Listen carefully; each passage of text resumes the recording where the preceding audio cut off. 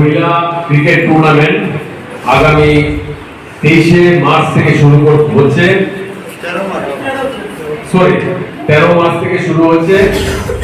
তো এগিয়ে চলো সংঘ কয়েক বছর ধরেই টিসিএ আয়োজিত এই টুর্নামেন্টগুলিতে অংশগ্রহণ করে, এবারও করেছে। তো এগিয়ে চলো সংঘ প্রতিবারের মতো এবারও চেষ্টা করেছে ভালো একটা টিম করার জন্য।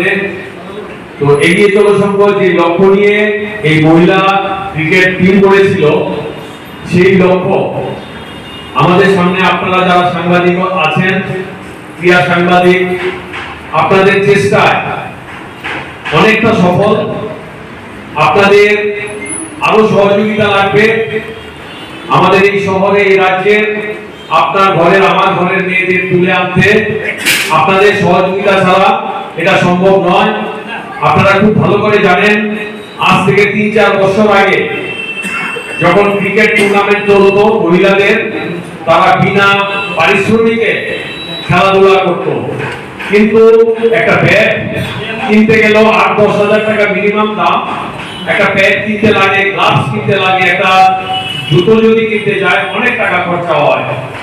কিন্তু ওরা এতদিন ওদের পকেটের টাকা খরচা করে ওরা খেলাধুলা করেছে। কিন্তু আমরা লক্ষ্য করেছি ছেলেরা যারা খেলে ক্রিকেট, ওরা একটা পারিশ্রমিক পায়, ভালো অঙ্কের একটা পারিশ্রমিক পায়। এবং ফুটবল টিম যারা আছে, ফুটবল টিম আমরাও চালাই, ফুটবল প্লেয়ারও একটা ভালো পারিশ্রমিক পায়। তো মেয়েদের ক্ষেত্রে সেটা ছিল না। তো আজ থেকে 3-4 বছর আগে সেই